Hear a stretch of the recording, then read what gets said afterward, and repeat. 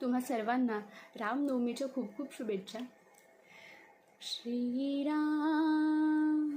श्रीराम श्रीरामचंद्र कृपालु भजु मन हरण भव भय दारुणम् नवकंज लोचन कंज मुख पद कंज पद कंजारुणम् श्रीराम श्रीराम श्रीराम श्रीराम. जय श्रीराम.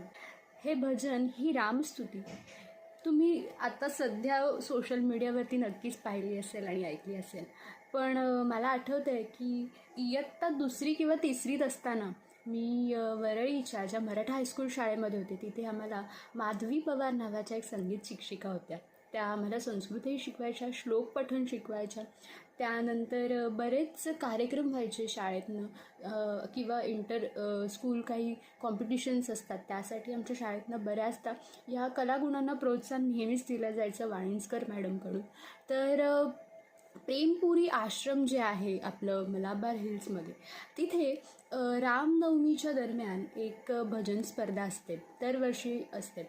आणि मला आठवतं आहे अजूनही की ही माझी पहिलीच वेळ होती की मी भजन स्पर्धेसाठी सहभागी झाले होते. आणि सुंदर असं भजन मला आमच्या माधवी मॅडम ज्या होत्या, माधवीबाई, त्यांनी मला शिकवलं होतं हे भजन. आणि त्यानंतर मला छोट्या गटामध्ये मला प्रथम पारितोषिक मिळालं होतं या भजनासाठी प्रेमपुरी आश्रमाकडनं. त्याचं सर्टिफिकेट आणि बक्षीस अजूनही मी सांभाळून ठेवलेलं आहे, माझ्या डोंबिवलीच्या घरी आहे ते. तर सांगण्याचं तात्पर्य एकच की आपण सोशल मीडियावरून आणि बऱ्याच ठिकाणाहून आता बऱ्याच गोष्टी शिकतो आणि बरेच म्हणजे असं आहे की आम्ही हिंदू आहोत आणि आम्हाला या गोष्टी माहीत आहेत.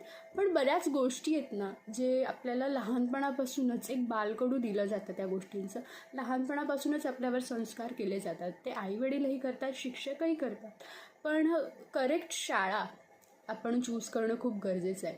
म्हणजे जर मी आता लहानपणापासून मराठी शाळेत गेले नसते तर मग मला हे प्राईज कधीच मिळालं नसतं ह्या गोष्टीसाठी तरी. आणि एवढं छान भजन मला इयत्ता 2री 3रीत इतकं छानरित्या गाताही आलं नसतं आणि मला त्याचा अर्थही कळला नसता. आणि मला असं वाटतं आज मी जे काही आहे हे माझ्या घडवलेल्या शाळेच्या संस्कारामुळेच आहे. आणि मराठी शाळा का गरजेची आहे हे आता सगळ्यांनाच कळत चाललं आहे. तर ह्यामागचं एक मोठं कारण हे सुद्धा आहे की आपली हिंदू संस्कृती, आपले हिंदू सण